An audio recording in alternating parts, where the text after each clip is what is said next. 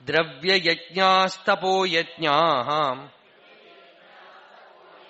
യോഗയജ്ഞാസ്തഥാ പരേ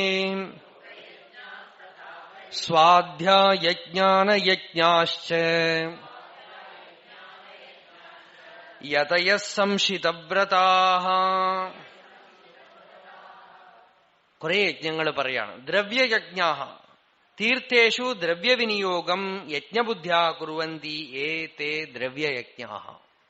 പഴയകാലം മുതലുള്ള ഒരു സമ്പ്രദായമാണത്രേ. ഏതെങ്കിലും തീർത്ഥക്ഷേത്രങ്ങളിലേക്ക് പോകുമ്പോ കയ്യിൽ കുറെ പണമൊക്കെ കൊണ്ടുപോയിട്ടുണ്ടെങ്കിൽ ദ്രവ്യവിനിയോഗം കുർവന്തി. ആളുകള് ചോദിക്കുമ്പോ അവർക്ക് ദാനമായിട്ട് കൊടുക്കുക. എങ്ങനെ കൊടുക്കുന്നു? യജ്ഞബുദ്ധ്യാ കുർവന്തി. അല്ലാതെ എന്തെങ്കിലും പുണ്യം കിട്ടണം എന്നുള്ള ആഗ്രഹം പോലും അതിലില്ല. പുണ്യത്തിന് വേണ്ടിയല്ല, ലോകമംഗളം ഉണ്ടാവട്ടെ എന്നും ഭഗവാൻ സന്തോഷിക്കട്ടെ എന്നുള്ള ഭാവത്തോടുകൂടെ, എല്ലാവരുടെ ഹൃദയത്തിലും ഭഗവാൻ ഉണ്ടെന്നുള്ള ഭാവത്തോടുകൂടെ ദ്രവ്യത്തിനെ കുറെ ത്യാഗം ചെയ്യുന്നത് ഒരു യജ്ഞമാണ്. ആവശ്യത്തിലധികം ദ്രവ്യം ആര് ശേഖരിച്ചു വയ്ക്കുന്നു അവൻ കള്ളനാണ്, അവനെ ഒലയ്ക്ക കൊണ്ട് തല്ലണം എന്ന് ഭാഗവതത്തിലൊരു ശ്ലോകമുണ്ട്. ഒലയ്ക്കാൻ ഞാൻ ചേർക്ക, ദണ്ഡമർഹതി. ദണ്ഡം ഒലയ്ക്കാണല്ലോ. സസ്തേനോ ദണ്ഡമർഹതി. അവൻ സ്തേനനാണ്, കള്ളനാണ്. യാവത് ഭ്രിയേത ജഠരം താവത് സ്വത്വം ഹി ദേഹിനാം. വയറ് നിറയാൻ എത്ര വേണോ അത്രയും എന്റെ സ്വന്തമുള്ളൂ. അധികം യോ അഭിമന്യേത. പ്രാരബ്ധം കൊണ്ട് അതിലധികം ഉണ്ടെങ്കിൽ അതിനെ ലോകമംഗളത്തിനായി എങ്ങനെയെങ്കിലും വിനിയോഗം ചെയ്തുകൊണ്ടിരിക്കുക. വരും കയ്യില്, അത് വരികയാണെങ്കിൽ അത് ലോകമംഗളത്തിനായി അങ്ങനെ പോയിക്കൊണ്ടിരിക്കട്ടെ. അതിലധികം ആര് തന്റെ എന്ന് അഭിമാനിക്കുന്നു അവൻ കള്ളനാണ്. സസ്തേനഹ, അവൻ ദണ്ഡമർഹതി, അവൻ ദണ്ഡിക്കപ്പെടേണ്ടവനാണെന്ന്. ദണ്ഡിക്കാന്ന് വെച്ചാൽ ഭഗവാൻ ദണ്ഡിക്കും, അത്രേ ഉള്ളൂ. എക്സ്ട്രാ ഉള്ളതൊക്കെ വെയിറ്റ് ആണേ. നമുക്കത് ഏതെങ്കിലും വിധത്തിൽ ചെലവാകേണ്ടി വരും. നമ്മൾ ആർക്കും കൊടുത്തിട്ടില്ലെങ്കിൽ രോഗമായിട്ടും പലവിധ ബുദ്ധിമുട്ടുകളായിട്ടും ഒക്കെ വരും. കയ്യിലുള്ളത് കെട്ടി നിർത്താതെ അങ്ങനെ തുറന്നു വിട്ടാൽ, തുറന്നു വിടുക എവിടെയെങ്കിലും പേരും മറ്റുമൊക്കെ നോക്കിയിട്ടൊന്നുമല്ല. എവിടെ പോയി കൊടുത്താൽ എനിക്ക് ഇൻകം ടാക്സ് റിലീഫ് കിട്ടും എന്ന് പറഞ്ഞു കൊടുത്താൽ അത് യജ്ഞമൊന്നും ആവില്ല.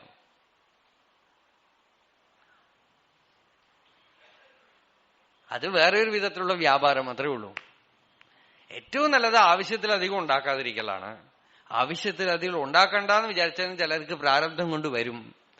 അതിനെന്ത് ചെയ്യണം? അതിനെ നല്ല കാര്യങ്ങൾക്ക് എന്ന് വെച്ചാൽ നമ്മളുടെ മുമ്പിൽ എതിർച്ചയാ നമ്മൾ കാണുമ്പോ, ഒരുപാട് ചാടിക്കയറൊന്നും വേണ്ട. എതിർച്ചയാ കാണുമ്പോ, വിഷമിക്കുന്നവരെ കാണുമ്പോ, ആവശ്യമുള്ളവരെ കാണുമ്പോ പാത്രം അറിഞ്ഞും വേണം കൊടുക്കാൻ. അല്ലാതെ നമ്മൾ കൊടുത്തിട്ട് അയാളെ നേരെ വേറെ വല്ല സ്ഥലത്തും പോയി കയറാൻ പാടില്ല. അതുകൊണ്ട് പാത്രം അറിഞ്ഞ് അതിന് വഴി കണ്ടെത്തി ആ ദ്രവ്യത്തിനെ വിനിയോഗം ചെയ്യുന്നതും ഒരു യജ്ഞമാണ്. രാജാക്കന്മാരൊക്കെ പണ്ട് ദ്രവ്യയജ്ഞം ചെയ്തിരുന്നു. അവരുടെ ദ്രവ്യയജ്ഞമാണ് അശ്വമേധയാഗം മുതലായിട്ടുള്ളതൊക്കെ, രാജസൂയം അശ്വമേധമൊക്കെ.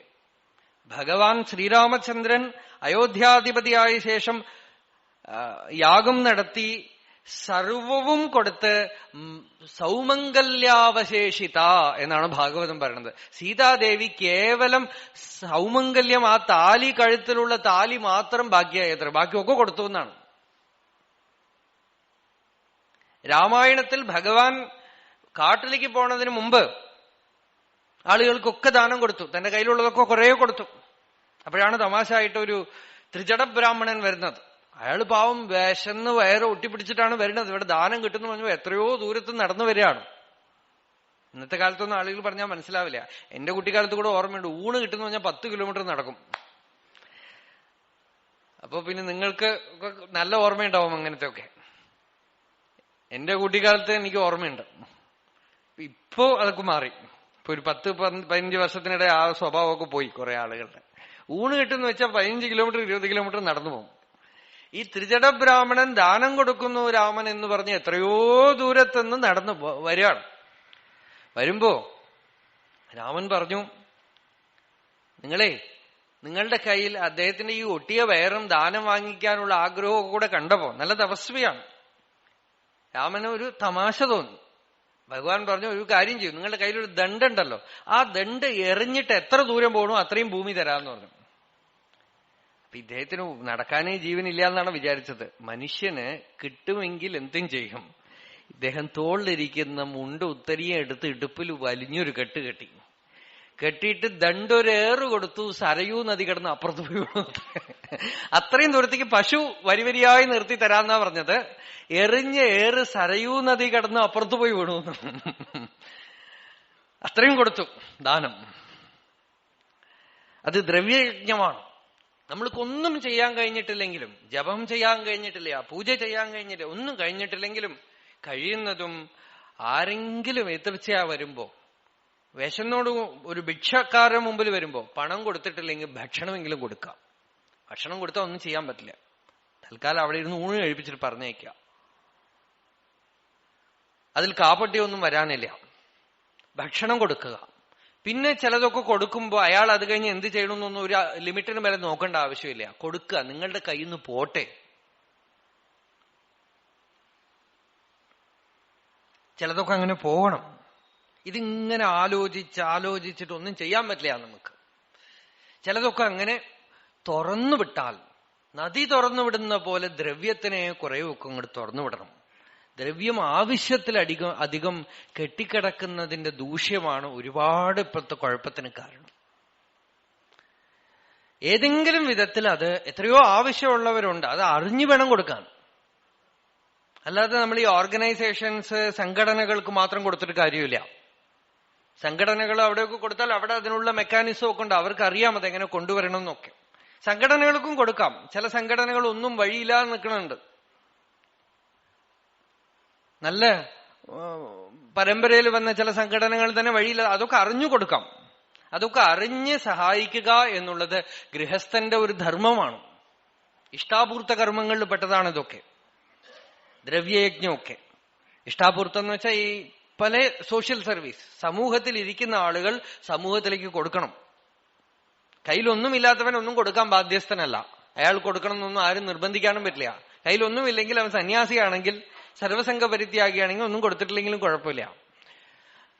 കൈകൊണ്ട് നമുക്ക് കൊടുക്കാനൊന്നുമില്ലെങ്കിൽ ശരീരം കൊണ്ട് എന്തെങ്കിലുമൊക്കെ ചെയ്തു കൊടുക്കാം. ആർക്കെങ്കിലും ആവശ്യമുണ്ടെങ്കിൽ ചെയ്തു കൊടുക്കാം. ഒന്നും ചെയ്യാനില്ലെങ്കിൽ സ്നേഹം കൊടുക്കാം, ബഹുമാനം കൊടുക്കാം. അതൊക്കെ തന്നെ ഒരു യജ്ഞമാണ്. സ്നേഹം കൊടുക്കാം, ബഹുമാനം കൊടുക്കാം, ശരീരം കൊണ്ട് എന്തെങ്കിലുമൊക്കെ സഹായം ചെയ്തു കൊടുക്കാം. പക്ഷെ ഇതിനെയൊക്കെ പോയി ഓർഗനൈസ് ചെയ്തിട്ട് ഒരു ദ്രവ്യയജ്ഞ സൊസൈറ്റി തുടങ്ങിപ്പോകരുത്. അതാണ് ഇന്ന് ആധുനിക കാലത്തിന്റെ ഒരു കുഴപ്പം. ഇതിങ്ങനെ എന്തെങ്കിലുമൊക്കെ പറഞ്ഞു കഴിഞ്ഞാൽ ഉടനെ അതൊരു സൊസൈറ്റിയാവും, അതിന്റെ പേരിൽ കമ്മിറ്റിയാവും, അതിന്റെ പേരിൽ പ്രസിഡന്റ് സെക്രട്ടറി ആവും, അതിന്റെ പേരിൽ ശണ്ട കൂടും. അത് ഓരോ വ്യക്തിയും വ്യക്തിയായിട്ട് ചെയ്യേണ്ടതാണ്. ഓരോ വ്യക്തിയും സ്വതന്ത്രമായി ഈ കാര്യം അറിഞ്ഞുകൊണ്ട് അടുത്തിരിക്കുന്ന ആളുപോലും അറിയാതെ ഒരു തപസ്സായിട്ട്, ഭഗവതാരാധനയായിട്ട് അത് ചെയ്താൽ നമുക്ക് തന്നെ നമ്മളുടെ ഉള്ളിൽ ഒരു വ്യത്യാസം കാണാം. മമത വെട്ടിപ്പോകുന്നത് കാണും. ചെറിയ ചെറിയ ഭഗവാൻ പറയണത് ഏതാണോ നിനക്ക് ഏറ്റവും ആസക്തി അതിന് കൊടുക്കുമെന്നാണ്. അതൊരു തപസ്സാണ്. യദ്യത് ഇഷ്ടതമം ലോകേ യച്ഛാതി പ്രിയമാത്മനഃ. ചെറിയ കുട്ടികൾക്ക് സ്കൂളിൽ പോകുമ്പോൾ പറഞ്ഞു കൊടുക്കണം. അത് ഒരു പെണ്ണ് വാങ്ങിച്ചു കൊടുത്തിട്ട് പെണ്ണ് കുട്ടിക്ക് വളരെ ഇഷ്ടപ്പെടുമ്പോ കുട്ടിയോട് പറഞ്ഞു കൊടുക്കണം, ഈ പെണ്ണ് നിനക്ക് വളരെ ഇഷ്ടമുണ്ട്, അത് നിന്റെ ഉള്ളിലുള്ള ഒരു വിചാരമാണ് ഇഷ്ടം എന്നുള്ളത്. ഇതിനെ നിനക്ക് അടുത്തിരിക്കുന്ന ആർക്കെങ്കിലും ആവശ്യം വരുമ്പോ താൻ കൊടുത്തിട്ട് മറന്നിട്ട് വരാമെങ്കിൽ നിനക്കതൊരു ചെറിയ ഡിസിപ്ലിനാണ്. Through that your inner personality will gain power. ഇങ്ങനെ കുട്ടിക്ക് പറഞ്ഞു കൊടുക്കണം. ഏറ്റവും ഇഷ്ടപ്പെട്ട സാധനം കൊടുക്കുക. നമ്മൾ എപ്പോഴും എന്ത് ചെയ്യും? ഇഷ്ടപ്പെട്ട സാധനം മാറ്റി വെച്ചിട്ട് ബാക്കിയുള്ളത് കൊടുക്കും. ഭഗവാൻ ഭാഗവതത്തിൽ പറയണത് ഏറ്റവും ഇഷ്ടപ്പെട്ടതൊക്കെ കൊടുത്താൽ അനന്ത്യായ കൽപ്പതേ, ഉള്ളിൽ അനന്തൻ തെളിയും എന്നാണ്. എന്നുവെച്ചാൽ there will be great space in you. ഉള്ളിൽ infinity will blossom in you. ഏറ്റവും ഇഷ്ടപ്പെട്ട സാധനം കൊടുക്കാന്ന്. യദ്യത് ഇഷ്ടതമം ലോകെ യച്ഛ അതിപ്രിയമാത്മനഃ. ഏത് വളരെ ഇഷ്ടമോ, ഏത് ഏറ്റവും പ്രിയപ്പെട്ടതോ അതൊക്കെ കൊടുക്കുക. തത്തൻ നിവേദയേൻ മഹ്യം. അതെനിക്ക് ആയിക്കൊണ്ട് നിവേദനം ചെയ്യാമെങ്കിൽ തത് അനന്ത്യായ കൽപ്പത, അനന്തമായ ഫലത്തിനെ അത് തരും. പക്ഷെ അനന്തമായ ഫലം കിട്ടുമെന്ന് വെച്ച് കൊടുക്കാനല്ല. അതൊരു തപസ്സായിട്ട് ചെയ്യുക എന്ന്. അതിന് രന്തിദേവന്റെ കഥ തന്നെ ഭാഗവതത്തിൽ ഉദാഹരണം. വിശന്നിട്ട് ഊണ് കഴിക്കാനിരിക്കുമ്പോൾ മുമ്പിൽ ആളുകൾ ഒന്ന് കൊടുത്തു, വെള്ളം കുടിക്കാൻ നിൽക്കുമ്പോൾ വെള്ളം ചോദിച്ചു കൊടുത്തു, എല്ലാം കൊടുത്തു. താൻ മരണത്തിന് റെഡിയായിരിക്കുമ്പോ മായ തിരശീല തുറക്കുന്ന പോലെ അദ്ദേഹത്തിന് മുമ്പിൽ നിന്നും മായ വഴിവിട്ടു കൊടുത്തു എന്നാണ്. ദ്രവ്യയജ്ഞം തന്നെ വലിയ യജ്ഞമാണ്. ചെയ്യാമെങ്കിൽ അതും വലിയ യജ്ഞമാണ്. എന്തിനേയും കൊടുക്കാനുള്ള ഒരു ഹൃദയം. ദ്രവ്യയജ്ഞാഹ തപോയജ്ഞാഹ. തപസ് ചെയ്യുന്നതും ഒരു യജ്ഞമായിത്തീരും. ഇന്നലെ രാമകൃഷ്ണാശ്രമത്തിലെ പ്രഭാഷണത്തില് പറഞ്ഞ പോലെ തപസ് ചെയ്യാമെങ്കിൽ അതൊരു യജ്ഞമാണ്. ഒരു നിഷ്ഠയോടുകൂടെ ഒരു ജപം അല്ലെങ്കിൽ ഒരു പ്രാണായാമം അല്ലെങ്കിൽ ജ്ഞാനവിചാരം എന്തെങ്കിലും നിഷ്ഠയോടുകൂടെ ഒരു കാരണവശാലും മുടക്കാതെ ചെയ്താൽ ആ തപസ് ഇന്ദ്രിയങ്ങളെയും നാടിയും ശുദ്ധമാക്കും. ദ്രവ്യയജ്ഞാസ് തപോയജ്ഞാഹ യോഗയജ്ഞാഹ. യോഗമും ഒരു യജ്ഞമായിട്ട് തീരും. യമം, നിയമം, ആസനം, പ്രാണായാമം, പ്രത്യാഹാരം, ധാരണ, ധ്യാനം, സമാധി എന്ന 8 അംഗങ്ങളോടുകൂടെ യോഗാനുഷ്ഠാനം ചെയ്യുന്നതും ഒരു യജ്ഞമാണ്. സ്വാധ്യായ ജ്ഞാനയജ്ഞാശ്ച. ചിലര് ഭാഗവതം വായിക്കുക എന്നുള്ളത് ഒരു യജ്ഞമായിട്ട് ചെയ്യും. നമ്മൾ സപ്താഹം ഒരു യജ്ഞമാണ്. ശരിക്കും പഴയ സപ്താഹം എന്ന് വെച്ചാൽ അയാൾ തന്നെ സമ്പൂർണമായി വായിക്കലാണ്. ഒരാൾ തന്നെ 7 ദിവസം ഇരുന്ന് വായിക്കുക. അതൊരു യജ്ഞമാണ്, സ്വാധ്യായ യജ്ഞമാണ്. സ്വാധ്യായ യജ്ഞം, ജ്ഞാനയജ്ഞം. ജ്ഞാനയജ്ഞത്തിന് ഋഗ്വേദം മുതലായിട്ടുള്ള വേദങ്ങളെയൊക്കെ അധ്യയനം ചെയ്യുകയും ഉപനിഷത് പാരായണം ചെയ്യുകയും ഇതൊക്കെയാണ് ആചാര്യസ്വാമികൾ പറയുന്നത്. ശാസ്ത്രാർത്ഥ പരിജ്ഞാനം യജ്ഞ യേഷാം തേ ജ്ഞാനയജ്ഞാ. അങ്ങനെ പല ഈ വിധത്തിലുള്ള ഇന്നർ ഡിസിപ്ലിൻസ് കൊണ്ടൊക്കെ തന്നെ യതനശീലാഹ സംശിതവ്രതാഹ സമ്യക് ശിതാനി തനൂകൃതാനി തീക്ഷ്ണീകൃതാനി വ്രതാനി. ഓരോരുത്തരുടെ വ്രതം എന്ന് വെച്ചാൽ കൺട്രോൾ, ഡിസിപ്ലിൻ പതുക്കെ പതുക്കെ പതുക്കെ മൂർച്ഛിപ്പിച്ചുകൊണ്ടേ വരികയാണ്. ഷാർപ്പണിങ് ആണ് ഇത്. ഒരു കലയാണത്. നമ്മളെ തന്നെ നമ്മൾ പതുക്കെ പുറം ലോകത്തിൽ അവരെയും ഇവരെയും നിയന്ത്രിക്കുന്നതൊക്കെ വിട്ടിട്ട് നമ്മളെ പതുക്കെ നമ്മള് നിയന്ത്രിച്ചു തുടങ്ങുന്നു. നമ്മളിലുള്ള കുഴപ്പങ്ങളെയൊക്കെ കാണുന്നു, ഓരോന്നോരോന്നായി എടുത്തു മാറ്റുന്നു. പിശുക്കുണ്ടെങ്കിൽ വസ്തുവിനെ ത്യജിക്കുന്നത് കൊണ്ട്, പിശുക്കുള്ളിലുണ്ട്, ഉള്ളിൽ മൈസർലിനെസ് ഈസ് ദേർ, ഉള്ളില് കൊടുക്കാൻ പാടില്ല എന്ന് തോന്നുന്നു. അതിനെ വെറും ഒരു വിചാരമായി കണക്കാക്കിക്കൊണ്ട് നിങ്ങൾ കൊടുക്കണം. ഈ കൊടുക്കാൻ പാടില്ല എന്നുള്ളത് ഏതോ ഒരു അജ്ഞാനം കൊണ്ട് ഉണ്ടായതാണേ. കൊടുക്കാൻ പാടില്ല എന്നുള്ളത് ചിലപ്പോൾ ചിലർക്ക് കുടുംബ പരമ്പരയായിരിക്കും. കുട്ടിക്കാലത്ത് മുതൽ പറഞ്ഞിട്ടുണ്ടാവും 10 പൈസ കൊടുത്താൽ മതി.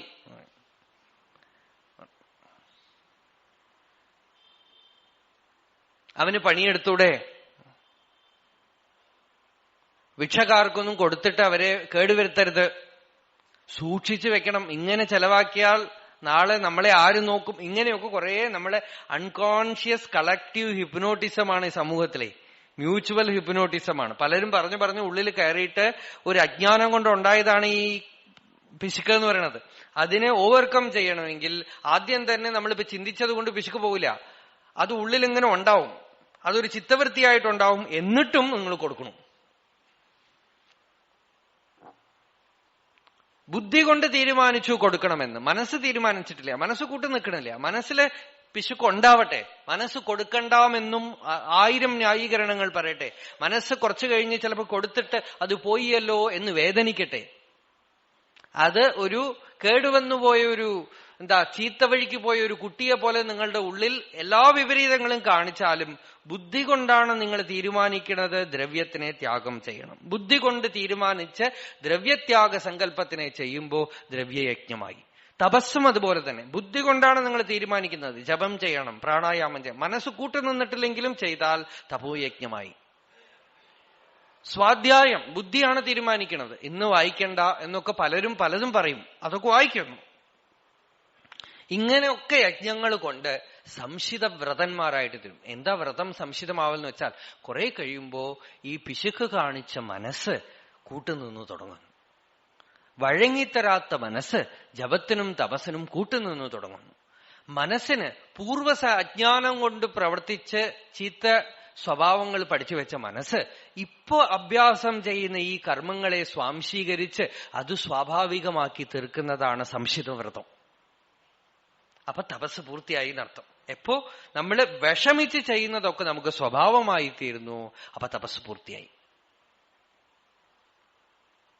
ഈ തപസ് ഇതൊക്കെ അടുത്ത പരമ്പരയ്ക്ക് സമ്പത്തായിട്ട് തീരും. അതുകൊണ്ടാണ് തപസ് പരമ്പരയാ പുരോഗമിക്കും എന്ന് പറയണത്.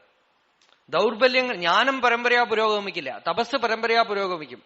ഒരാള് തപസ്സുകൊണ്ട് അയാളിലുള്ള ദ്രവ്യത്തിനോടുള്ള അറ്റാച്ച്മെന്റിനെ ജയിച്ചിട്ടാണ് ഇരിക്കണതെങ്കിൽ അയാളുടെ മക്കൾക്ക് അയാൾ ഇരിക്കുന്ന സ്ഥലത്ത് നിന്നാണ് തുടങ്ങുക.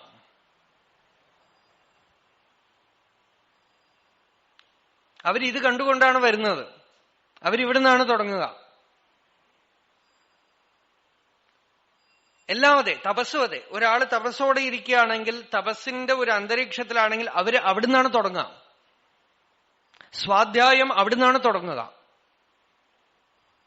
അങ്ങനെ ഈ യജ്ഞം പരമ്പരയായി യജ്ഞത്തിനെ നിലനിർത്തിക്കൊണ്ടുവന്നതാണ് നമ്മളുടെ ഭാരത സംസ്കാരം എന്ന് പറയുന്നത്. അങ്ങനെ വേണം, ഈ യജ്ഞം വേണം വരാൻ പരമ്പരയായിട്ട്. പണമല്ല, ഡെപ്പോസിറ്റ് അല്ല, ബാങ്ക് ഡെപ്പോസിറ്റ് ആ മക്കൾക്കൊന്നും വേണ്ടേ വേണ്ട. അപ്പൊ അവര് അച്ഛനും അമ്മയുടെ പണമൊന്നും അവർക്ക് വേണ്ട. ഇവര് കുറെ കാലം ഈ പെൻഷനും പണവും ഒക്കെ ഇങ്ങനെ ബാങ്കില് പോസ്റ്റ് ഓഫീസിലും ഒക്കെ ഇട്ട് വെച്ചിട്ട് മക്കള് ഒരു മാസം കൊണ്ട് ഉണ്ടാക്കണം. അവര് ഇതൊന്നും ഞങ്ങൾക്ക് വേണ്ടെന്നോ. ഇവർക്കോ ഇതിലുള്ള അറ്റാച്ച്മെന്റ് ചെറുപ്പകാലം മുതൽ അതിൽ ഒട്ടിക്കൊണ്ടാണ് ഉണ്ടാക്കി വെച്ചിരിക്കണതേ. ഉണ്ടിയ പെട്ടിയിലിട്ട് അത് ബാങ്കിലിട്ട് വെച്ച് ആർക്കും കൊടുക്കാതെ. മക്കള് പറയണു അവര് അമേരിക്കയിൽ പോയി ഒരു മാസം കൊണ്ട് ഇതിന്റെ ഇരട്ടി ഉണ്ടാക്കി. അവര് പറയണു ഞങ്ങൾക്ക് ഇതൊന്നും വേണ്ട, അച്ഛൻ എന്തെങ്കിലും ചെയ്യൂ. അച്ഛനോ ആർക്കും കൊടുക്കൂല, ഇവർക്കും വേണ്ട. അവസാനം അച്ഛനും അമ്മയും ബാങ്ക് ഡെപ്പോസിറ്റോടുകൂടെ ഇവര് പോവും.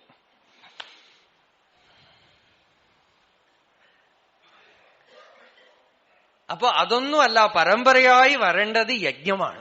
യജ്ഞം പരമ്പരയായിട്ട് വരണം. ആ യജ്ഞപരമ്പരയെ ഇവിടെ ഉണ്ടാക്കണം എന്ന് പറഞ്ഞു. അപ്പോ യതയസംശിത വ്രതാഹ, അങ്ങനെയുള്ളവരാണ് യതികൾ. അവര് വ്രതങ്ങളെ കൂടുതൽ കൂടുതൽ നന്നാക്കി തീർക്കും. എന്നിട്ട് വാർദ്ധക്യമാവുമ്പോ വ്രതം സമ്പൂർണമാവണം. ചെറുപ്പം മുതൽ ഈ വ്രതങ്ങളൊക്കെ അനുഷ്ഠിച്ച് വയസ്സാവുമ്പോ വാനപ്രസ്ഥാശ്രമം എന്ന് സ്വീകരിക്കുമ്പോ അവർക്ക് എന്താ പറയണത് എന്ന് വെച്ചാൽ, ചില വ്രതങ്ങളോ സംവത്സരമേ തദ്വ്രതം ചരേത് ദ്വൗവാ മാസൗ തസ്മിൻ നിയമവിശേഷാഃ നിയമസമാസേന തസ്മിൻ നിയമവിശേഷാഃ. എന്തൊക്കെയാ നിയമങ്ങളുള്ളത് വാനപ്രസ്ഥത്തിന്? വാനപ്രസ്ഥാശ്രമ വ്രതങ്ങളാണ് അതൊക്കെ. അഹരഹർ ഭൈക്ഷമസ്നീയാത് ഔദുംബരീഭിസ്സമിദ്ഭിരഗ്നിം പരിചരേത് ഉദ്ധൃതപരിഭൂതാഭിരദ്ഭിഃ കാര്യം കുർവീത അസഞ്ജയവാന്. ഒന്നും കയ്യിൽ വെക്കാതെ പിന്നെ എന്തൊക്കെ തപസ്, ഇങ്ങനെ തപസ് പറഞ്ഞു വന്ന് തപസ്വീ പുണ്യോ ഭവതി തപസ്വീ പുണ്യോ ഭവതി. ഒരാള് തപസ്വിയായും പ്യൂരിഫൈഡായും ആരോഗ്യം ഉണ്ടാവും എന്നാണ്. പിന്നെയും പുനർമാമയിത്വിന്ദ്രിയമിത്യേതേനാനുവാകേന, ഇന്ദ്രിയങ്ങളൊക്കെ വീണ്ടും ബലവത്തായി തീരും അത്ര വാനപ്രസ്ഥത്തില്, കാട്ടില്. ആ ഇന്ദ്രിയന് വിഷയഭോഗത്തിനല്ല, തപസ്സിന് വേണ്ടി. അങ്ങനെ വാനപ്രസ്ഥാശ്രമ നിയമങ്ങൾ ഇങ്ങനെയൊക്കെയുള്ള ഒരു പരമ്പരയാണ് നമ്മളുടെ ഋഷി പരമ്പര. പുനർമാമയിത്വിന്ദ്രിയമിത്യേതേനാനുവാകേന. ഭക്ഷണം എങ്ങനെ കഴിക്കണം, എല്ലാ വാനപ്രസ്ഥ നിയമങ്ങളൊക്കെ പറയുന്നു ആരണ്യകത്തില്. ആരണ്യക ഭാഗങ്ങളിലാണ് നമ്മ ആരുണംന്ന് ജപിக்கிறோமே, ആരണ്യക ഭാഗத்துல வருது. எப்படி ஆரண்யகத்துல இருக்கணும், காட்டுல எப்படி இருக்கணும்,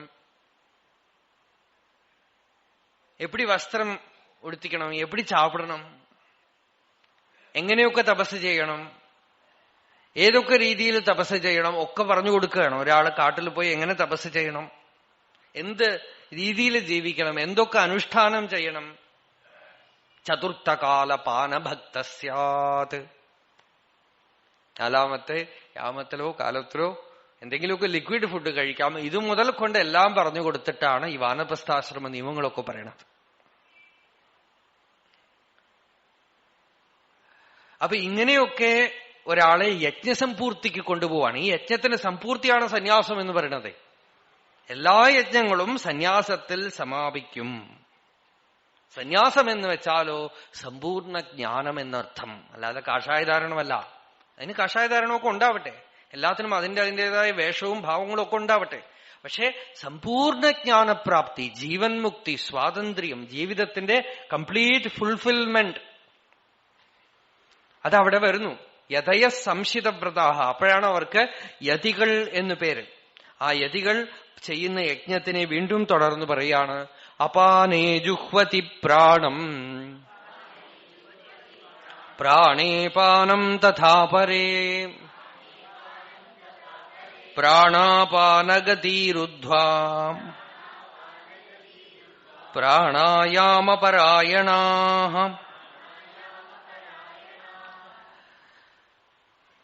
പ്രാണായാമത്തിനെ കുറിച്ചാണ് പറയുന്നത്. പ്രാണായാമവും ഒരു യജ്ഞമാണ്. ഹൃദയത്തിലുള്ള വായുവാണ് പ്രാണൻ, ഗുദത്തിലുള്ള വായുവാണ് അപാനൻ. പുറമേക്ക് പോണത് അപാനൻ, ഉള്ളിലേക്ക് എടുക്കുന്നത് പ്രാണൻ. 5 വായു ഉണ്ടെന്നാണ്. ഒരേ വായുവാണ്, 5 ജോലി ചെയ്യുന്നു ഉള്ളിൽ പോയിട്ട്. ഹൃദിപ്രാണോ ഗുദേപാന സമാനോ നാഭിമണ്ഡലേ ഉദാന കണ്ഠദേശസ്ഥ വ്യാന സർവശരീരക. ഹൃദയത്തില് പ്രാണൻ, പുറമേക്ക് പോകുന്നത് അപാനൻ,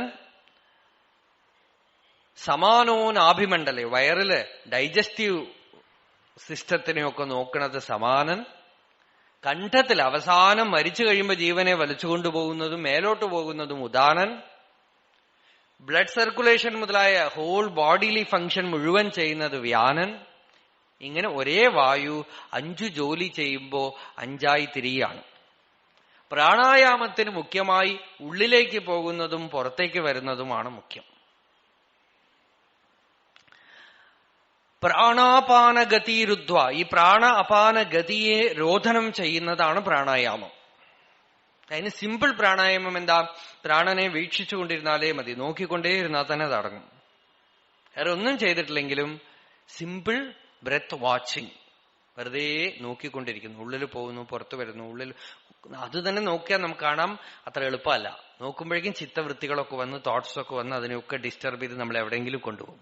വേറെ ഒന്നും ചെയ്തിട്ടില്ലെങ്കിലും യാതൊന്നും, ചില മഹാരോഗങ്ങൾ പോലും ഈ ചെറിയ പ്രാണായാമം കൊണ്ട് മാറും എന്നാണ് യോഗികൾ പറയുന്നത്. വേറെ ഒന്നും ചെയ്തിട്ടില്ലെങ്കിലും നിങ്ങൾക്ക് സമയം കിട്ടുമ്പോൾ, രാത്രി ഉറക്കം വന്നിട്ടില്ലെങ്കിൽ എഴുന്നേറ്റിരിക്കുക. എന്നിട്ട് സിമ്പിൾ വാച്ചിങ്, നിങ്ങളൊന്നും ചെയ്യുന്നില്ല, അല്പം അറ്റൻഷൻ, ശ്രദ്ധയോടുകൂടെ മൂക്കിലൂടെ കാറ്റ് ഉള്ളിലേക്ക് പോകുന്നു, പുറത്തേക്ക് വരുന്നു.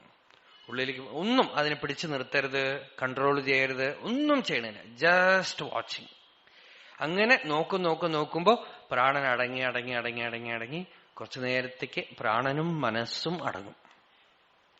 അതൊരു ചെറിയ പ്രാണായാമമാണ്, ചെറിയ ഒരു തപസ്.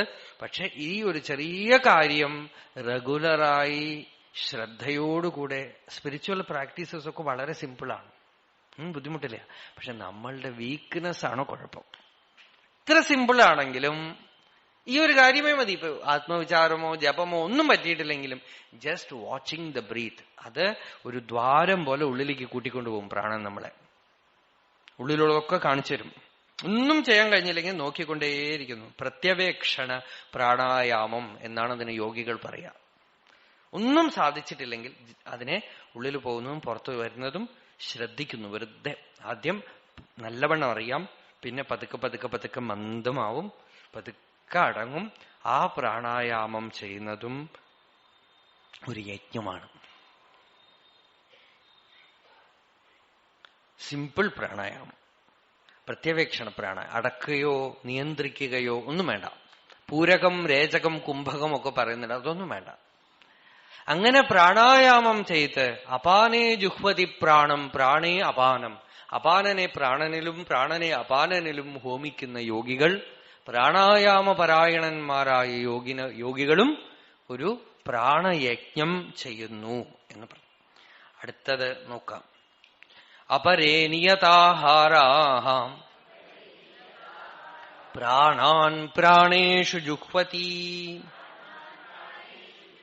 സർവേപ്യേതേ യജ്ഞവിദഃ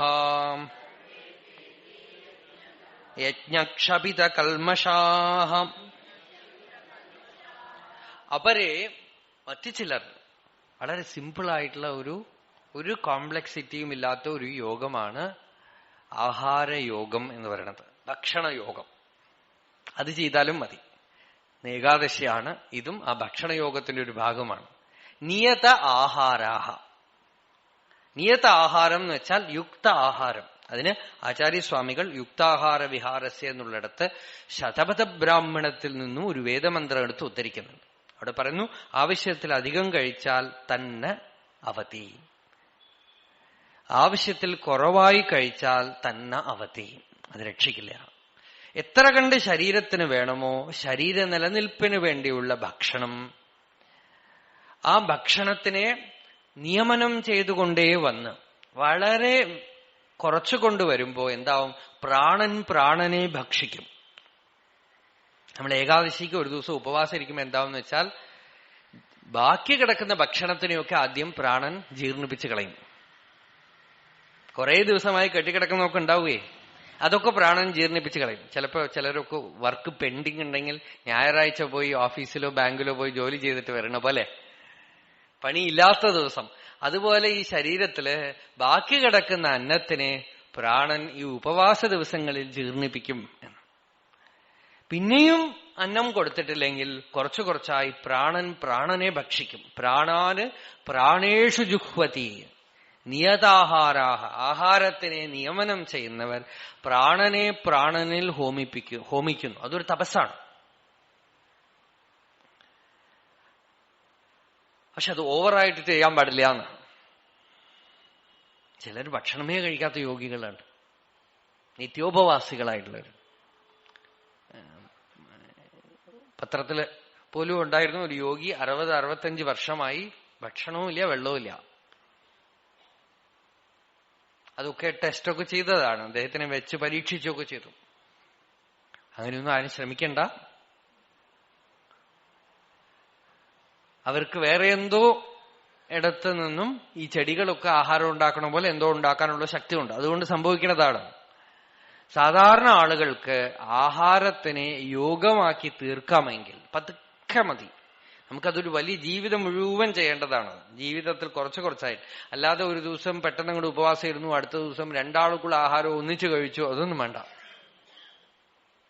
പതുക്കെ ആദ്യം നിഷിദ്ധ ആഹാരം ഉപേക്ഷിക്കുക. ആദ്യത്തെ സ്റ്റെപ്പ് അതാണ്. കഴിക്കാൻ പാടില്ലാത്ത ആഹാരം കഴിയുന്നതും സ്വയം ഉണ്ടാക്കുന്ന ഭക്ഷണമാണെങ്കിൽ വളരെ നല്ലത്. പക്ഷെ എല്ലാവർക്കും പറ്റില്ല. സ്വയം ഭാഗം വളരെ അടുത്തിരിക്കുന്നവരാൽ ഉണ്ടാക്കപ്പെടുന്ന ഭക്ഷണം, സാത്വികമായ ഭക്ഷണം, ശുദ്ധമായ ഭക്ഷണം ഭഗവത് പ്രസാദമാക്കിക്കൊണ്ട്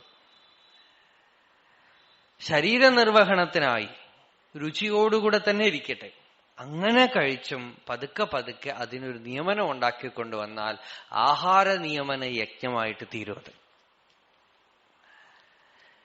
അങ്ങനെ ഭക്ഷണത്തിനെ നിയന്ത്രിച്ച് തന്നെ തപസ് ചെയ്യുന്ന യോഗികളുണ്ട്. അവരും പ്രാണനെ നിയന്ത്രിക്കും. ആഹാരം കുറഞ്ഞാൽ പ്രാണൻ ധാരാളം എനർജി വരും. നമുക്ക് ഒരുപാട് ഭക്ഷണം കഴിച്ചിട്ട് ജപം ചെയ്യാനോ പ്രാണായാമം ചെയ്യാനോ ഒന്നും പറ്റില്ല. ഡൈജഷൻ പ്രോബ്ലം ഉണ്ടാവും. വയറ് നിറച്ച് ഭക്ഷണം കഴിച്ചിട്ട് ജപിക്കാനിരിക്കുമ്പോ ഉറക്കമേ വരുള്ളൂ, ധ്യാനമൊന്നും പറ്റില്ല. അതുപോലെ തന്നെ ശ്രവണത്തിനും ഈ രാവിലെയും വൈകുന്നേരവുമാണ് ശ്രവണത്തിന് നല്ല സമയം. ഉച്ച സമയത്തൊക്കെ ശ്രവണത്തിന് നിങ്ങൾ ഇരുന്നാൽ രാവിലെ ടിഫിനൊക്കെ കഴിച്ചിട്ട് വരും, ഇരുന്ന് ഉറങ്ങും. അപ്പൊ തന്നെ കാണാം മനസ്സ് സമ്മതിക്കില്ല. ഭക്ഷണം ഉള്ളിൽ പോയി കഴിഞ്ഞാൽ മനസ്സിന്റെ ഭാഗം രണ്ടായി. ഇതിനെ ഡൈജസ്റ്റ് ചെയ്യാൻ അതിന് മുഖ്യമായ എനർജി ഒരുപാട് വേണം. അപ്പൊ പിന്നെ ശ്രവണമൊന്നും പറ്റില്ല. രാവിലെ നല്ല ഫ്രഷായിട്ട് എന്തുകൊണ്ട് കേൾക്കുന്നു? രാത്രിയൊക്കെ ശരീരം നിശ്ചലമായി കിടന്ന് വയറ്റിലുള്ള ആഹാരമൊക്കെ ജീർണിപ്പിച്ചു. അപ്പൊ ഫ്രഷ്നെസ്സും ഉണ്ട്. ഭക്ഷണം ഉള്ളിൽ ജീർണിച്ചൊക്കെ ആവുമ്പോ തന്നെ എത്ര ഫ്രഷ് ആവണു ആളുകള്. ഭക്ഷണം കൂടുതൽ ഉള്ളിൽ കെട്ടിക്കിടക്കുമ്പോ ശരീരം എത്ര സ്ഥൂലിക്കുന്നു, എത്ര ക്ഷീണിക്കുന്നു, എത്ര തളരുന്നു. അപ്പോ ഭക്ഷണം പ്രാണബലത്തിനെ ഉണ്ടാക്കാനാണ്. അന്യേന പ്രാണാഹ പ്രാണൈഹി ബലം ബലേന തപസ് തപസാ ശ്രദ്ധ. അന്നം കൊണ്ട് പ്രാണശക്തി ഉണ്ടാവണം. പ്രാണശക്തി ഉണ്ടാവുന്ന അന്നം കഴിക്കണം. അതൊക്കെ നിയതാഹാരാഹ പ്രാണാൻ പ്രാണേഷു ജുഹ്വതി. സർവേപ്യേതേ യജ്ഞവിദ. ഈ ഇത്രയും നേരം എൻലിസ്റ്റ് ചെയ്ത് പറഞ്ഞുവല്ലോ, അവരൊക്കെ യജ്ഞത്തിന്റെ സീക്രട്ട് അറിഞ്ഞവരാണ്. യജ്ഞക്ഷപിത കൽമഷാഹ. യജ്ഞം കൊണ്ട് കൽമഷം, കളങ്കം, ദോഷമൊക്കെ നീക്കിയവരാണ്. അടുത്ത ശ്ലോകം നോക്കൂ. യജ്ഞശിഷ്ടാമൃതഭുജ യാന്തി ബ്രഹ്മ സനാതനം നായം ലോകോസ്ത്യയജ്ഞസ്യ കുതോന്യഃ കുരു സത്തമാ. യജ്ഞശിഷ്ട അമൃതഭുജ. സാധാരണ യാഗത്തില് ശേഷിക്കുന്നതിന് അമൃതമെന്ന് പേരുണ്ട്. അത്രേ. ശേഷിക്കുന്നത് അമൃതമെന്ന് സങ്കല്പിച്ച് ഭക്ഷിക്കും യജമാനൻ. എല്ലാം കൊടുത്തു കഴിഞ്ഞു ബാക്കി വരണത്. വീട്ടിലും ഒരമ്മ മക്കൾക്ക് വേണ്ട ആഹാരമൊക്കെ പാചകം ചെയ്ത് മക്കൾക്കൊക്കെ കൊടുത്തിട്ട് ഒരു മകൻ അന്ന് വരില്ല എന്ന് ധരിച്ചു. ആ മകൻ നേരം വൈകി വന്നു. അമ്മ ഭക്ഷിക്കാൻ പോണേ ഉള്ളൂ. അപ്പോഴേക്കും മകൻ വന്നു. അപ്പൊ മകന് കൊടുത്തിട്ട് തന്റെ വയറ് വിശപ്പ് തീർക്കാൻ വേണ്ട ഭക്ഷണം ഇല്ലെങ്കിൽ പോലും അതിൽ അല്പം എന്തെങ്കിലും ബാക്കിയുണ്ടെങ്കിൽ അതെടുത്ത് ആ അമ്മ കഴിക്കുമ്പോ അമ്മയ്ക്ക് നല്ല കാലം ഞാൻ കഴിക്കുന്നതിന് മുമ്പ് അവൻ വിശന്നുകൊണ്ട് വരികയാണ്, നല്ല മുമ്പിൽ വന്നുവല്ലോ, അവന് കൊടുക്കാൻ സാധിച്ചുവല്ലോ, ഈ കഴിക്കുന്നത് അമൃതം പോലെ രുചിക്കും. അത് യജ്ഞശിഷ്ട അമൃതമാണ്. എന്തും യജ്ഞം ചെയ്തിട്ട് അനുഭവിക്കുകയാണെങ്കിൽ ഈശാവാസ്യമിതം സർവം യത്കിഞ്ച ജഗത്യാം ജഗത് തേന ത്യക്തേന ഭുഞ്ജീഥാഹ മാ ഗൃധ കസ്യസ്വിത് ധനം. ഈശ്വരനാണ് ജഗത്ത് മുഴുവനുമെന്നറിഞ്ഞ് അതുകൊണ്ട് ത്യാഗം ചെയ്തിട്ട് ബാക്കിയുള്ളതിനെ അനുഭവിക്കുക. എല്ലാവർക്കും കൊടുത്തിട്ട് ബാക്കിയുള്ളത് അനുഭവിക്കുകയാണെങ്കിൽ അത് അമൃതഭോജനമായിട്ട് തീരും. അവൻ അമൃത ബുക്കായിട്ട് തീരും.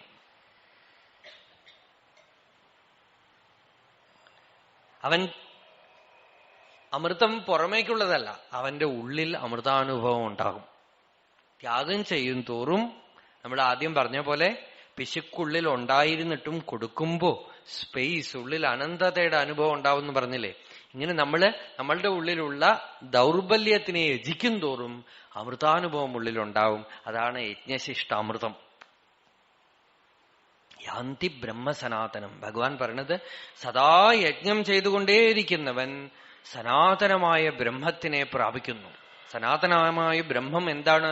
അഹങ്കാരക്ഷയം കൊണ്ട് അനുഭവപ്പെടുന്ന അന്തഃശാന്തിയാണ്, ശീതളതയാണ്, ഉള്ളിലേർപ്പെടുന്ന അഗാധമായ മൗനമാണ്. ആ മൗനം മനസ്സിനെ യജിക്കുന്നത് കൊണ്ട് ഉണ്ടാവുന്നതാണ്. അതുകൊണ്ട് യജ്ഞം ചെയ്തുകൊണ്ടേയിരിക്കുകയാണ്. സാധാരണ സമൂഹത്തിൽ പോലും യജ്ഞം ചെയ്യാത്ത ആൾക്ക് ഈ ലോകത്തിൽ പോലും ജീവിക്കാൻ പറ്റില്ല, അല്ലെ? ചില ആളുകൾ ഒന്നും കൊടുക്കില്ലെങ്കിൽ സമൂഹത്തിലുള്ളവരെ എന്തു പറയും? എന്ത് ഉണ്ടായിരുന്നിട്ട് എന്ത് കാര്യം, ഒരാൾക്കൊന്നും കൊടുക്കില്ല എന്ന് പറയും. ഈ ലോകത്തിലുള്ളവർക്ക് തന്നെ അങ്ങനെയുള്ള ആളുടെ അടുത്ത് സംബന്ധം ഉണ്ടാവില്ല. ആർക്കും ഒന്നും കൊടുക്കാത്തവനാണ് അവൻ. അവന് സമൂഹത്തിൽ സ്ഥാനവും ഉണ്ടാവില്ല. സമൂഹത്തിൽ അവന് വേണമെന്ന് പറയുമ്പോ ആരും ഉണ്ടാവില്ല. അപ്പൊ സാമൂഹിക ജീവിതമേ ഇല്ല അയാൾക്ക്. അയം ലോകോസ്തി. ഈ ലോകത്തിൽ തന്നെ അയാൾക്ക് സുഖമില്ല കൊടുക്കാത്തവന്. വാരി വാരി കൊടുത്തുകൊണ്ടിരിക്കുന്ന ആൾക്ക്, എല്ലാവിധത്തിലും സേവ ചെയ്തുകൊണ്ടിരിക്കുന്ന ആൾക്ക്, ഏതെങ്കിലും വിധത്തിൽ തന്നെ കൊണ്ടാവുന്നത് ചെയ്തുകൊണ്ടിരിക്കുന്ന ആൾക്ക് സാമൂഹിക ജീവിതവും സൗഖ്യമായിരിക്കും. പിന്നെ പരലോകത്തിനെ കുറിച്ച് എന്ത് പറയാനാന്നാണ് ഭഗവാൻ ചോദിക്കുന്നത്. അയം ലോകോസ്തി അയജ്ഞസ്യ കുതോന്യ പുരുഷത്തമ. അന്യലോകത്തിന് ഇനിയിപ്പോ മരിച്ചു കഴിഞ്ഞിട്ടുള്ള കാര്യം പോട്ടെ, ഇവിടെ തന്നെ അയാൾക്ക് സുഖമില്ലല്ലോ. യജ്ഞമില്ലാതെ ഭോഗിയായിട്ട് ജീവിക്കുന്നവന് സുഖമില്ലല്ലോ. അത്രയും പറഞ്ഞാണ്. ഏവം ബഹുവിധ യജ്ഞാഃ വിതതാ ബ്രഹ്മണോ മുഖേ കർമ്മജാൻ വിദ്ദിതാൻ സർവാൻ ഏവം ജ്ഞാത്വാ വിമോക്ഷ്യസേ. ഏവം ബഹുവിധാഃ യജ്ഞാഃ വിതതാഃ ബ്രഹ്മണോ മുഖേ കർമ്മജാൻ വിദ്ദിതാൻ സർവാൻ ഏവം ജ്ഞാത്വാ വിമോക്ഷ്യസേ. ഇത്തരത്തിൽ അനേകവിധ യജ്ഞങ്ങൾ വേദത്തിൽ ബ്രഹ്മാനുഭവത്തിനുള്ള മാർഗങ്ങളായി, ചിത്തശുദ്ധിക്കുള്ള മാർഗങ്ങളായി പറയപ്പെട്ടിട്ടുണ്ട്. അവകളൊക്കെ തന്നെ കർമ്മജാൻ വിധി, കർമ്മത്തിൽ നിന്നുണ്ടായവയാണെന്ന് അറിഞ്ഞുകൊള്ളുക. അങ്ങനെ അറിഞ്ഞാൽ നീ അശുഭത്തിൽ നിന്ന് വിമുക്തനാകും. എന്നുവെച്ചാൽ കർമ്മം ബാഹ്യമായി ചെയ്യലല്ല അതിൽ ഇമ്പോർട്ടന്റ്. ആന്തരികമായി ജ്ഞാനയജ്ഞം കൊണ്ട് സ്പർശിക്കപ്പെടുമ്പോഴാണ് കർമ്മയജ്ഞങ്ങളൊക്കെ തന്നെ ശ്രേഷ്ഠമാവുന്നത്. അല്ലെങ്കിൽ കർമ്മയജ്ഞമൊക്കെ ചിലപ്പോൾ അഭിമാനവും അഹങ്കാരവുമായിട്ട് തീരും. ചിലര് ബാഹ്യമായി കർമ്മയജ്ഞം ചെയ്യും, പക്ഷെ അഭിമാനവും അഹങ്കാരവും ആയിരിക്കും അതിന് പുറകിൽ. ഞാൻ ഇതൊക്കെ ചെയ്തു, ഇത്രയും വലിയ യജ്ഞം ചെയ്തു, ഇന്നതൊക്കെ ചെയ്തു. അഭിമാനം ഉണ്ടാവുകയാണെങ്കിൽ അതിന്റെ ഫലം അമൃതാനുഭവമല്ല, നേരെ തിരിച്ചാണ്. പേരും പുകഴും പെരുമയും ആശിച്ചുകൊണ്ട് യജ്ഞം ചെയ്താൽ അത് യജ്ഞമേ അല്ല. അതാണ് ധർമ്മപുത്രരെ രാജസൂയം ചെയ്തപ്പോ ഭഗവാൻ ഒരു ചെറിയൊരു മാജിക് കാണിച്ചു കൊടുത്തു. അത്രയും വലിയ ആളുകളൊക്കെ യാഗത്തില് ഈ യാഗം പോലെ ഒരു യാഗമേ നടന്നിട്ടില്ല എന്നൊക്കെ പറയുമ്പോ ധർമ്മപുത്രർക്ക് എവിടെയോ ചെറിയ ഉള്ളിലൊരു സന്തോഷം തോന്നുന്നുണ്ടെന്ന് കണ്ടപ്പോഴാണ് അവിടെ ഒരു കീരി ഇങ്ങനെ വന്നത് നടുവില്. എന്നിട്ട് അവിടെയൊക്കെ ഒന്ന് ഉരുണ്ടു. ഈ യാഗം ഒന്നും പോരാ. എല്ലാരും നോക്കിക്കൊണ്ടിരിക്കുന്നു. ഈ കീരി മാത്രം ഈ യാഗത്തിനെ പഴിചാരിയിട്ട് പോവാണ്. ഈ യാഗം ഒന്നും ശരിയായിട്ടില്ല, ഒന്നും ഫലിച്ചിട്ടില്ല. അപ്പൊ ധർമ്മപുത്രർക്ക് ആശ്ചര്യം. അപ്പൊ ആ കീരിയുടെ അടുത്ത് ചോദിക്കുക, എന്താ ഇത്രയൊക്കെ വിശിഷ്ടമായി യാഗം ചെയ്തിട്ട് ഈ യാഗം പോരാന്ന് പറയാൻ കാരണം? അത് എവിടെയോ ഒരു ബ്രാഹ്മണന്റെ ഒരു കുടുംബം ഉണ്ടായിരുന്നു. അവിടെ ഭക്ഷണം നാട്ടിൽ മുഴുവൻ ദുർഭിക്ഷയായിരിക്കുമ്പോ ഇവരെവിടേക്കോ അലഞ്ഞു നടന്ന് കുറച്ച് ഭക്ഷണം കൊണ്ടുവന്നു. ആ വീട്ടുകാരൊക്കെ കൂടെ ഭക്ഷിക്കാൻ പുറപ്പെടുമ്പോ ഇന്ദ്രൻ ഒരു ബ്രാഹ്മണന്റെ രൂപത്തിൽ ആ വീട്ടിൽ വന്നു. എനിക്ക് വിശക്കണമെന്ന് പറഞ്ഞു. ആദ്യം യജമാനൻ തന്റെ പങ്ക് ഇന്ദ്രന് കൊടുത്തു. ബാക്കിയുള്ളവരുടെ എല്ലാം കൂടെ താൻ ഭക്ഷിക്കാന്ന് വിചാരിച്ചു. ആ ബ്രാഹ്മണന് വിശപ്പ് അവസാനിച്ചില്ല. ഭാര്യയുടെ പങ്ക് കൊടുത്തു. അപ്പോഴും ഇന്ദ്രന് വിശപ്പ് അവസാനിച്ചില്ല. മക്കളൊക്കെ കൊടുത്തു. എല്ലാവരും അവരുടെ മുഴുവൻ പങ്ക്. ആ ഭക്ഷണം കഴിച്ചിട്ടില്ലെങ്കിൽ അതോടുകൂടെ അവര് സിദ്ധി കൂടുകയായി. ഇപ്പൊ ആ ഭക്ഷണം കഴിച്ചിട്ട് വേണം ജീവിക്കാനെന്നുള്ള മട്ടിലാണ് ശരീരം നിൽക്കുന്നത്. അപ്പോഴും തന്റെ അന്നം മുഴുവൻ ഇന്ദ്രന് കൊടുത്തപ്പോ ഇന്ദ്രൻ അവരുടെ മുമ്പിൽ തന്റെ സ്വരൂപത്തില് കാണിച്ച് അവരെ മുഴുവൻ ദേവലോകത്തിലേക്ക് കൊണ്ടുപോയി എന്നൊരു കഥ. അപ്പൊ കീരി പറയാണ്, ഇത് ഞാൻ കണ്ടുകൊണ്ടിരുന്നു ഈ സംഭവം. അപ്പൊ ഇവരെയൊക്കെ ഇന്ദ്രൻ രഥത്തിൽ കൊണ്ടുപോയത് കണ്ടപ്പോ ആ സംഭവം നടന്ന സ്ഥലത്ത് ഞാൻ പോയി ഒന്ന് ഉരുണ്ടപ്പോ എന്റെ പകുതി ശരീരം സ്വർണമയമായി പ്രകാശിക്കാൻ തുടങ്ങി. അപ്പൊ ഞാൻ തീരുമാനിച്ചു, എവിടെയോ ത്യാഗം നടന്ന സ്ഥലത്ത് ഉരുണ്ടത് കൊണ്ടാണ് ഇപ്പൊ പകുതി സ്വർണമായത്. ഇനി ഇതേപോലെ ത്യാഗം എവിടെ നടക്കണോ അവിടെ പോയി ഉരുണ്ട ബാക്കി ശരീരവും കൂടെ പകുതിയും കൂടെ സ്വർണമാക്കാൻ വേണ്ടിയാണ് ഞാനിപ്പോ ഈ യാഗം, യജ്ഞം, പൂജ എന്നൊക്കെ പറഞ്ഞ സ്ഥലത്തൊക്കെ പോയി ഉരുണ്ട്. ഒരിടത്തും പ്രയോജനപ്പെടുന്നില്ല.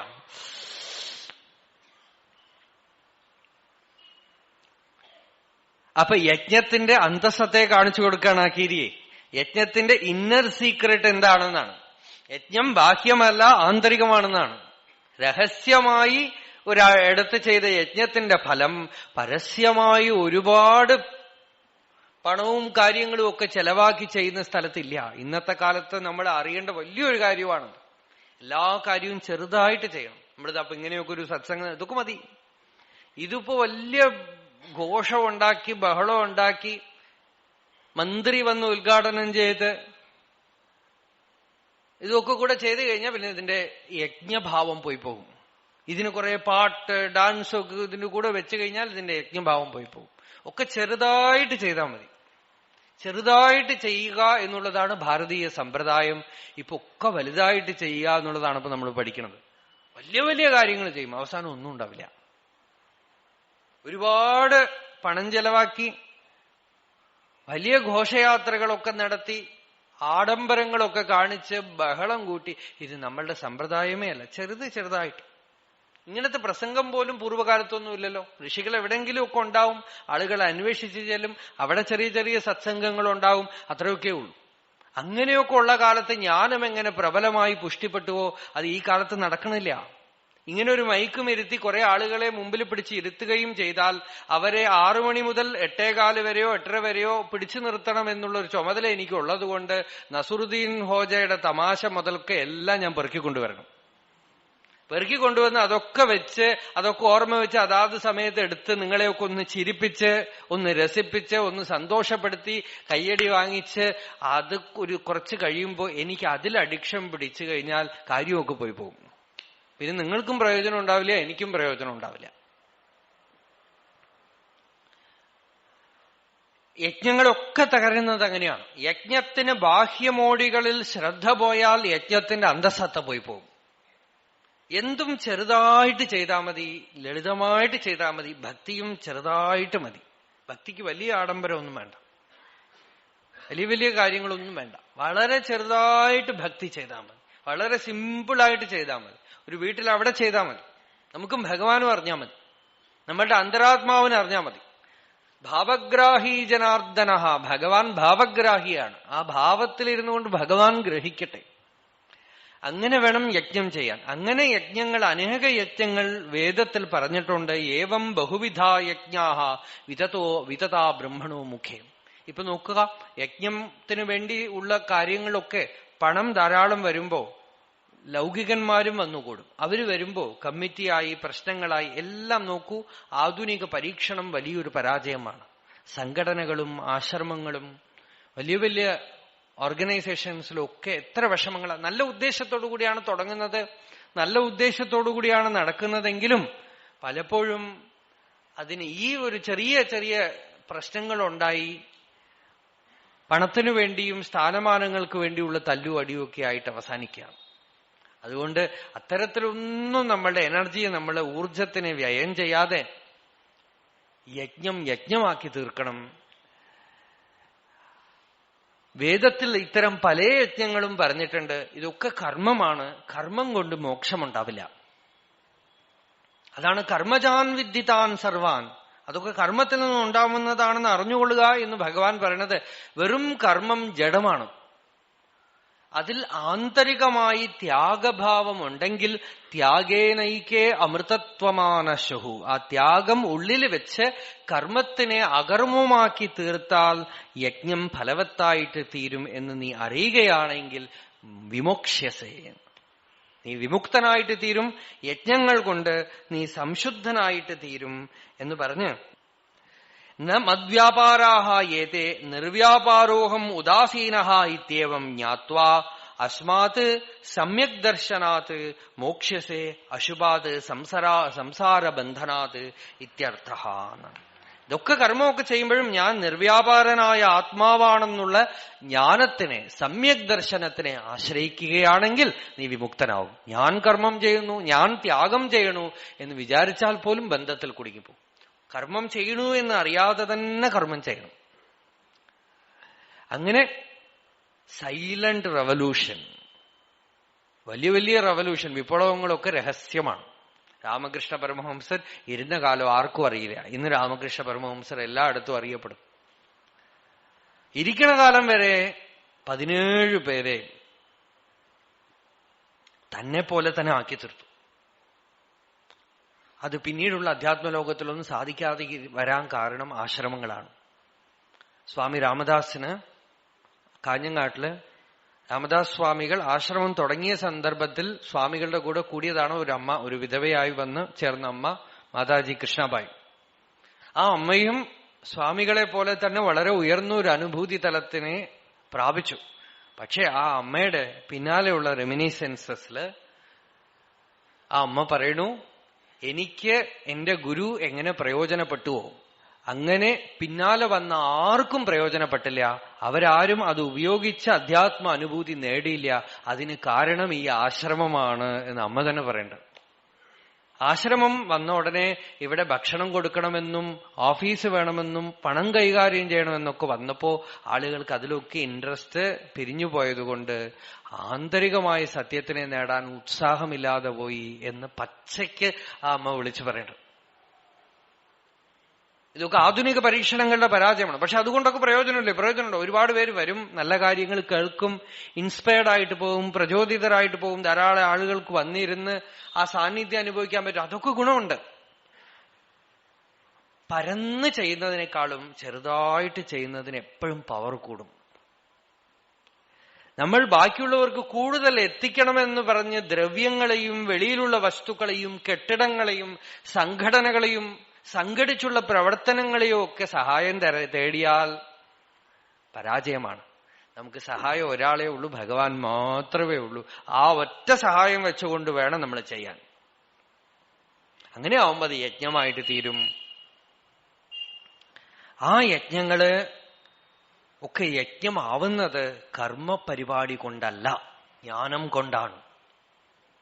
കർമ്മം കൊണ്ട് വലിയ കാര്യങ്ങളൊന്നും ചെയ്യാൻ പറ്റില്ല. തപസ്സുകൊണ്ടേ ചെയ്യാൻ പറ്റുള്ളൂ. അത് നമ്മളുടെ ഭാരതീയരായ ഋഷികൾ ആവർത്തിച്ച് പറഞ്ഞിട്ടുള്ള ഒരു കാര്യമാണ്. കർമ്മം കൊണ്ട് ഇവിടെ കാര്യമായി ഒന്നും ചെയ്യാൻ സാധ്യമല്ല. നമ്മള് ഇന്നത്തെ കാലത്ത് വിചാരിക്കുന്നത് കർമ്മം ചെയ്തിട്ടാണ് പലതും നേടുന്നത്. കർമ്മം കൊണ്ട് ഇവിടെ കുഴപ്പമേ ഉണ്ടാക്കാൻ പറ്റൂ. തപസ്സുകൊണ്ടാണ് ഇത്രയും കാലം നമ്മളുടെ സംസ്കാരം നിന്നത്. തപസ്സുകൊണ്ടാണ് ഇവിടെ ആളുകൾക്ക് ശാന്തി ഉണ്ടായത്. തപസ്സുകൊണ്ടാണ് കുടുംബ പരമ്പരകൾ നിന്നത്.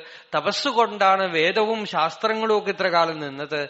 തപസ്സുകൊണ്ടാണ് ബ്രാഹ്മണരും ക്ഷത്രിയരും വൈശ്യരും ശൂദ്രരും ഒക്കെ ഈ നാട്ടിൽ സമാധാനമായിട്ടിരുന്നത്. എന്ന് തപസ് പോയോ അന്ന് ആർത്തിയും അത്യാഗ്രഹവും ലോഭവും മതവും മാത്സര്യവും സ്ഥാനമാനങ്ങൾക്കുള്ള കലഹവും ഒക്കെ എന്ന് സ്ഥാനം പിടിച്ചുവോ അന്ന് തൊട്ട് ഇവിടെ നാശം ഉണ്ടായി തുടങ്ങി.